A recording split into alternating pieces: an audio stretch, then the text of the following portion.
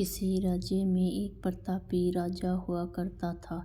वो राजा रोज सुबह उठकर पूजा पाठ करता और गरीबों को दान देता।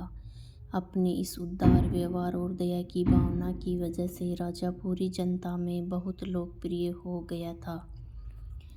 रोज सुबह दरबार खुलते ही राजा के यहाँ गरीब और भिखारियों की लंबी लाइन लग जाती थी। राजा हर इंसान को संतुष्ट करके भेजते थे। किशन और गोपाल नाम के दो गरीब भिखारी रोज राजा के यहाँ दान लेने आते। राजा जब किशन को दान देता तो किशन राजा की बहुत वाहवाही करता और राजा को दुआएं देता। वहीं जब राजा गोपाल को दान देता तो वह हर बार एक ही बात बोलता, हे ईश्वर, तू बड़ा दयालु है, तूने मुझे इतना सब कुछ दिया।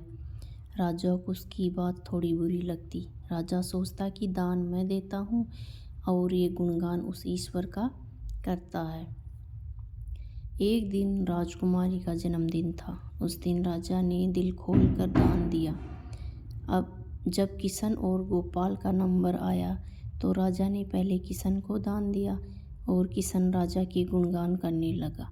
लेकिन राजा ने जैसे ही गोपाल को दान दिया वो हाथ ऊपर उठा के बोला, हे ईश्वर, तू ही अन्नदाता है। आज तूने मुझे इतना दिया, इसके लिए प्रभु तुझे धन्यवाद देता हूँ। राजा को यह सुनकर बड़ा गुस्सा आया। उसने कहा कि गोपाल, मैं रोज़ तुम्हें दान देता हूँ, फिर तुम मेरे बजाय ईश्वर का गुणगान क्यों करते हो? गोपाल बोला, राजन, देने वाला तो ऊपर बैठा है, वही सबका अन्नदाता है, आपका भी और मेरा भी। यह कहकर गोपाल वहाँ से चला गया। अब राजा ने गोपाल को सबक सिखाने की सोची। अगले दिन जब किशन और गोपाल का नंबर आया तो राजा ने किशन को दान दिया और कहा, किशन, मुझे गोपाल से कुछ बात करनी है, इसलिए तुम जाओ और गोपाल को यहीं छोड़ जाओ। और हाँ, आज तुम अपने पुराने रास्ते से मत जाना। आज तुमको राजमहल के किनारे से जाना है, जहाँ से सिर्फ मैं गुजरता हूँ। किशन खुशी खुशी दान लेकर चला गया। राजमहल के किनारे का रास्ता बड़ा ही शानदार और खुशबू भरा था। संयोग से राजा ने उस रास्ते में एक चांदी के सिक्कों से भरा घड़ा रखवा दिया था। लेकिन किशन आज अपनी मस्ती में मस्त था। वो सोच रहा था कि राजा की मुझ पर बड़ी कृपा हुई है, जो मुझको अपने राजमहल के रास्ते से गुजारा। यहाँ से तो मैं अगर आंख बंद करके भी चलूँ तो भी कोई परेशानी नहीं होगी। यही सोचकर किशन आंखें बंद करके रास्ते से गुजर गया। लेकिन उसकी नज़र चांदी के सिक्कों से भरे घड़े पर नहीं पड़ी। थोड़ी देर बाद राजा ने गोपाल से कहा कि अब तुम जाओ, क्योंकि किशन अब जा चुका होगा, लेकिन तुमको भी उसी रास्ते से जाना है जिससे किशन गया है। गोपाल धीमे कदमों से ईश्वर का धन्यवाद करते हुए आगे बढ़ गया। अभी थोड़ी दूर ही गया होगा कि उसकी नज़र चांदी के सिक्कों से भरे घड़े पर पड़ी।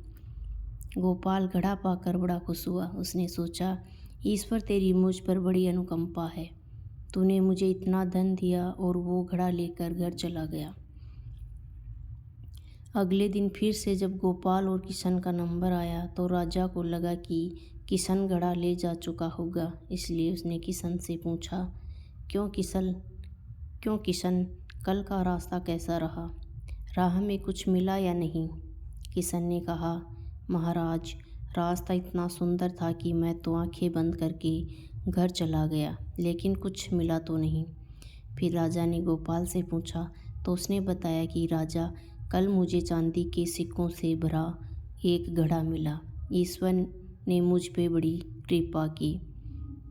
राजा किशन से बड़ा गुस्सा हुआ। उसने कहा कि आज मैं तुझे धन नहीं दूंगा, बल्कि एक तरबूज दूंगा।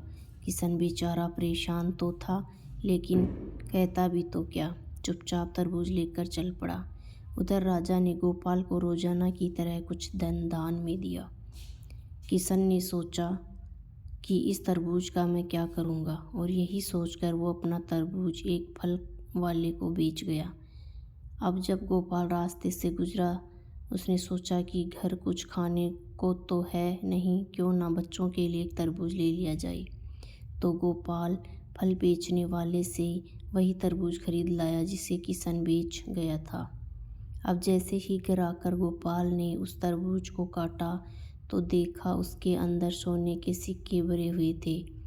गोपाल ये देखकर बड़ा प्रसन्न हुआ और ईश्वर का धन्यवाद देते हुए बोला, हे ईश्वर, आज तूने मेरी गरीबी दूर कर दी। तू बड़ा दयालु है, सबका अन्नदाता है। अगले दिन जब राजा दान दे रहा था तो उसने सोचा कि केवल अकेला किशन ही आया है, गोपाल नहीं आया। उसने किशन से पूछा तो किशन ने बताया कि कल भगवान की कृपा से गोपाल को एक तरबूज मिला जिसके अंदर सोने के सिक्के भरे हुए थे। वह गोपाल तो अब संपन्न इंसान हो चुका है। किशन की बात सुनकर राजा ने भी अपने हाथ आसमान की ओर उठाई और बोला, हे ईश्वर, वाकई तू ही अन्नदाता है, मैं तो मात्र एक जरिया हूँ, तू ही सबका पालनहार है।